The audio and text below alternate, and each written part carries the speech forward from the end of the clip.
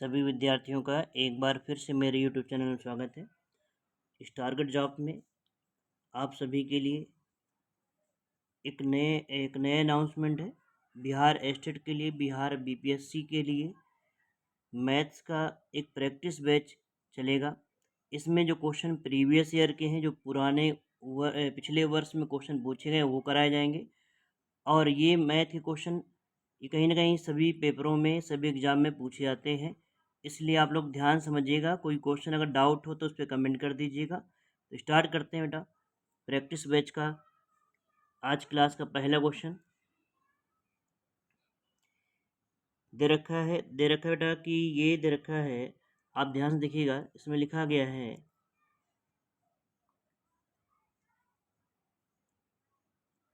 कर यदि a upon B, देखिए यहाँ पर a अपान बी है, इधर b अपान ए है।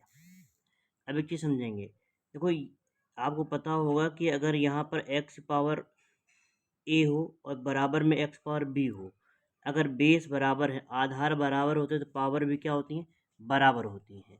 अब लिखो, लेकिन यहाँ पर a बटे बी है, यहाँ b बटे ए है बेटा। तो एक काम करेंगे, a बटे जो b लिखा गया है, इसको जब b बटे ए लिखेंगे, इसको ऊपर ले जाएंगे। मतलब समझिएगा, एक मिनट थोड़ा सा।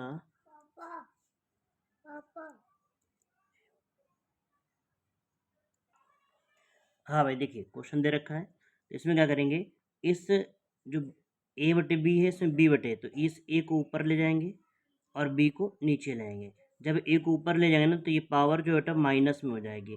मतलब यहाँ समझो कैसे हो जाएगा, इस तरीके हो जाएगा बेटा। कैसे, देखिए a बटे बी पावर में कितना लिखा है, 2x-3 लिखा है, ठीक है। इक्वल में क्या लिखा है, जब इस a को ऊपर ले जाएंगे, b को नीचे ले आएंगे, तो a बटे बी पावर में हो जाएगा माइनस में x-3। तो यहाँ पावर ये पूरी हो जाएगी माइनस में। अब आप देखिए, ये और ये बराबर हैं, तो इनकी अगर ये देखो आधार बराबर है तो घाते भी क्या होती है, पावर भी क्या होती है, बराबर। यहाँ से हो जाएगा 2x-3 बराबर में -x+3, ठीक है। x, इस माइनस से x को इधर ले आएंगे बेटा, तो क्या बन जाएगा, 2x में से x प्लस हो जाएगा 3x बराबर, ये माइनस का 3 उधर जाएगा बेटा, तो ये प्लस का 3 हो जाएगा, यानी कितना हो जाएगा 6। एक्स बराबर हो जाएगा, यानी 3 से भाग देंगे, कितना आ जाएगा बेटा 2। तो एक्स वैल्यू पूछी, एक्स मान पूछा गया, तो इसका आंसर आएगा पहला ऑप्शन। क्लियर है, ध्यान रखिएगा। आप जब संख्या को जब अल्फ़ाबेट को ऊपर से नीचे, जब भी कोई ऊपर से नीचे या नीचे से ऊपर बदलते हैं, तो हमेशा पावर बदल जाती है बेटा। प्लस में होगा तो माइनस में, माइनस में तो प्लस में। अगला क्वेश्चन देखो, दिया गया है x-1/x का मान 2 है, पूछा गया x पावर 4 का, ठीक है। एक चीज़ समझिएगा, अगर कभी भी x-1/x का मान कुछ भी दे रखा हो, ये नोट करिएगा, ये नोट कर लीजिएगा, बहुत ज़रूरी है। और अगर आपसे पहले आपसे स्क्वायर में पूछेगा, x² + 1/x² में, ध्यान रखिएगा। यहाँ अगर माइनस में है, यहाँ पर अगर माइनस लगाया है, तो यहाँ क्या होगा, ध्यान समझना। देखो इसका स्क्वायर करना है, अगर स्क्वायर का मतलब इस तरीके पूछेगा, यानी ये के बराबर है, तो x² + 1/x² का मान पूछेगा, तो इसका हो जाएगा k² + 2। यहाँ माइनस है तो प्लस कर देंगे।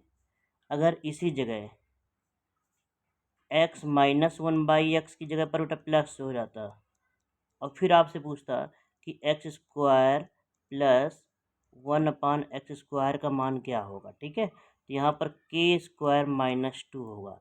मतलब समझ आया, ध्यान रखिएगा। अगर यहाँ पर ये चिन्ह अगर प्लस में है तो -2 हो जाएगा, और माइनस में तो +2। इसको नोट कर लीजिए, ठीक है। ऑप्शन जो, अब एक काम करेंगे बेटा, यहाँ 2 लिखा है ना, यहाँ 2 लिखा है। अब एक काम करते हैं, पहले x² + 1/x² निकालते हैं। जब यहाँ से निकालोगे तो क्या होता है, k² + 2, के की जगह पर क्या लिखा है 2, 2 का स्क्वायर + 2, यानी हो जाएगा कितना बेटा 6, ठीक है। लेकिन आपको स्क्वायर आपको निकालना है, x पावर 4 निकालना है, ठीक है। एक बार फिर से स्क्वायर करेंगे, x पावर 4 + 1/x²। जब एक बार फिर से स्क्वायर करेंगे तो ये हो जाएगा 6 का स्क्वायर कितना बेटा 36, और +2 कर देंगे, यानी इसका आंसर आएगा पहला ऑप्शन 38। ठीक है, ध्यान रखिएगा, एक बार स्क्वायर करते तो ये दो चीज़ें नोट कर लीजिएगा, बहुत ज़रूरी है। अगला क्वेश्चन ये दे रखा है, देखो इसका कह रहा है आंसर कितना होगा। बहुत आसान क्वेश्चन है, इस तरह के क्वेश्चन पेपर में आते भी हैं। 3, ये बताओ 27 को क्या लिख सकते हो बेटा, 27 को 3 की पावर 3 इंटू पावर में कितना 1/3 और है, ठीक है, प्लस ऐसे 243 को लिख सकते हो 3 की पावर में, देखो 243 का मतलब होता है बेटा 243 को आप 3 इंटू 3 करोगे कितनी बार, 5 बार, 1 2 3 4 5, इनका मल्टीप्लाई करोगे तो ये बराबर आएगा किसके, 243 के बराबर आएगा। ठीक है, यहाँ पर हो जाएगा इस 243 का मतलब होता है 3 की पावर कितना 5 और इंटू 1/5 है। ठीक है, ये 3 से 3 कट गया बेटा, ये 5 से 5 कट गया, यानी यहाँ पर कितना बचा, सिर्फ 3, इधर कितना बचा 3, इसका आंसर कितना आ जाएगा 6। इसका भी पहला ऑप्शन सही है। क्वेश्चन नेक्स्ट, अब कह रहा है एलसीएम, एलसीएम लेना है भाई, देखो कैसे एलसीएम लेते हैं समझिए, इसका एलसीएम लेना है तो करेंगे क्या, इसके फैक्टर करते हैं, तो देखो ध्यान समझो, ये बताओ इसको ले सकते हो एक्स का स्क्वायर प्लस 2 × 2x, कितना लिखा है 4x लिखा है, प्लस 4 किसका स्क्वायर होता है बेटा, 4 होता है 2 का स्क्वायर, इसको लिख देंगे 2 का स्क्वायर, ये बन गया ए स्क्वायर, एक मिनट, ये बन गया A square plus B square plus 2ab, ये फार्मूला होता है ए प्लस बी का होल स्क्वायर, यानी यहाँ से बन जाएगा एक्स प्लस 2 का होल स्क्वायर। और एलसीएम लेने के लिए देखो बेटा, जब भी एलसीएम लेते हैं एलसीएम के लिए क्या करते हैं, इसके फैक्टर जो आएंगे वो लिखने होंगे और इसके फैक्टर वो आएंगे वो भी लिखने। एक्स प्लस 2 का होल स्क्वायर के मतलब एक्स प्लस 2 कितनी बार है, 2 बार। आप देखिए एक ही ऑप्शन दिख रहा है जिसमें एक्स प्लस 2 2 बार है, इसके फैक्टर करोगे इसमें एक्स प्लस 2 भी आएगा और प्लस 3 आएगा, इसके आप फैक्टर करेंगे भाई, इसके फैक्टर आ जाएंगे, यहाँ पे लिखे दे रहे हैं x square plus 5x plus 6, इसके फैक्टर करेंगे आप लोग तो इसका आएगा फैक्टर एक्स प्लस 2 और एक ब्रैकेट में हो जाएगा एक्स प्लस 3।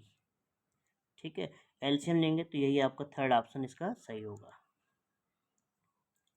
नेक्स्ट कह रहा है प्रथम n प्राकृतिक संख्याओं के घनों का, अच्छा n योग ज्ञात करना है। देखो ये योग का मतलब होता है, देखो समझिए, जैसे 1 का क्यूब प्लस 2 का क्यूब प्लस 3 का क्यूब प्लस डैश डैश, कहाँ तक बेटा n तक, सॉरी एक मिनट, हाँ कहाँ तक बेटा n तक। ठीक है, इसका देना है, ये इसको लिख सकते हैं हम लोग लगा के सिग्मा n क्यूब, क्या लिख सकते हैं n क्यूब।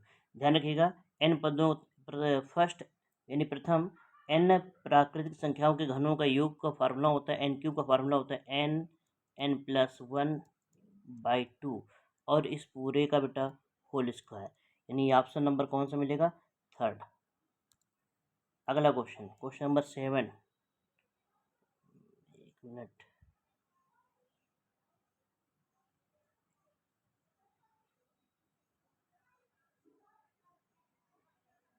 चलो ये देखिए, कह रहा है यदि समतल की भूमि पर किसी खंबे की छाया की लंबाई, समझिए ये आपका हाइट एंड डिस्टेंस का हाइट एंड डिस्टेंस का क्वेश्चन है, ऊंचाई और दूरी क्वेश्चन है। देखो किसी खंबे की, ये मान लो खंबा है, इस खंबे की छाया, इसकी छाया कहाँ बनेगी बेटा, अर्थ में, जमीन में। ठीक है, इस खंबे की छाया की लंबाई खंबे की लंबाई की दुगनी है, खंबे की लंबाई अगर x है तो इसकी लंबाई दुगनी कितना था 2x। फिर कह रहा है तो सूर्य, यहाँ कहीं सूर्य है, यानी इसका उन्नयन कोण निकालना है। बेटा ये उन्नयन कोण निकालने के लिए ये थीटा निकालना है, ठीक है, डिग्री निकालना है, कितना डिग्री कोण बनेगा आपको पता है। ये ये देखो ये होगा 90 डिग्री, इसके सामने वाली भुजा क्या होगी, कर्ण है, यानी हाइपोटेन्यूस बोलते हैं वैसे, ये कर्ण है, ये आपका इस एंगल के लिए लंब हो जाएगा और ये आधार हो जाएगा। आपको पता है लंब और आधार में फार्मूला होता है tan थीटा, tan थीटा हो जाएगा बेटा लंब, लंब कितना है x और आधार कितना है 2x, यानी यहाँ से आएगा 1/2।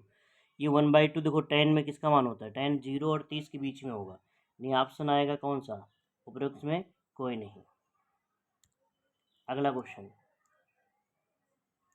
साइन 3000 इसका अच्छा डिग्री, इसका मान पूछ रहा है बेटा। देखो साइन 3000 डिग्री इसका मान पूछ रहा है। इसको हम लोग लिख सकते हैं साइन, क्या लिख सकते हो बेटा, साइन ये था 360 डिग्री इंटू, इसमें कर देते हैं बेटा, इसमें अगर 360 में से अगर 8 का मल्टीप्लाई करें कितना आएगा,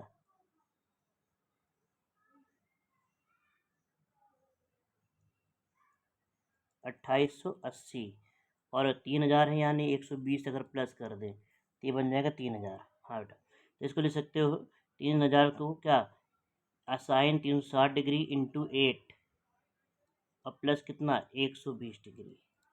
आपको पता है साइन 360 में से कुछ भी प्लस करेंगे साइन में ही वैल्यू आएगी, यानी बन जाएगा साइन 120 डिग्री।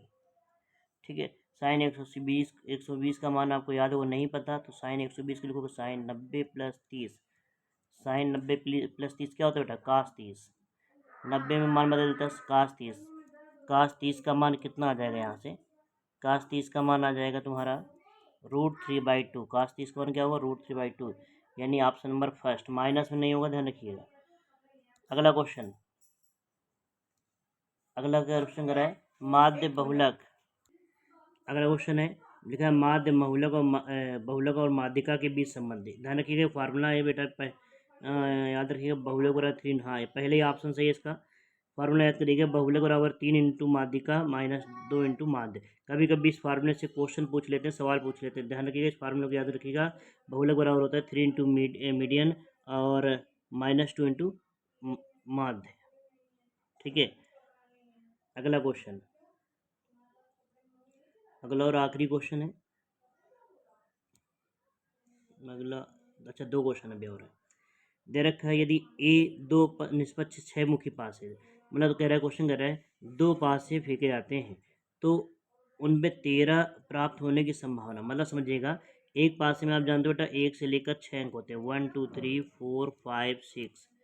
अब देखो पासे को जब फेंकोगे तो एक पासे में अधिकतम सबसे बड़ा नंबर क्या आ सकता है, 6। दूसरे पासे में फेंकेंगे तो उसमें भी 6 आएगा।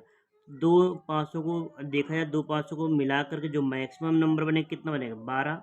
इसमें कह रहा है यदि ए के निस्बत 6 मुखी पासों को फेंकने पर 13 प्राप्त होने की घटना। बेटा ये बताओ 6 और 6 कितना, 12 ही मिलेगा, मैक्सिमम 12 मिलेगा, तो इसका क्या है, असंभव घटना है। इसमें कोई ऐसी घटना नहीं बनेगी कि 2 अंकों को जोड़ने पर 13 आ जाए। ठीक है, अगला क्वेश्चन नेक्स्ट, कह रहा है 3 निष्पक्ष सिक्के फेंकने पर। अच्छा ये बताइए एक सिक्के को फेंकते हैं तो वहाँ पर कितनी कंडीशन, 2 कंडीशन, यानी या तो हेड या तो टेल, 2 ही कंडीशन है। ठीक है, अब कह रहा है यहाँ पर कह रहा है एक हेड, कम से कम एक हेड आने की प्रायिकता। 3 सिक्के फेंके गए बेटा, ये तो एक सिक्के में 2 आउटकम होते हैं, 2 संभावनाएं होती हैं।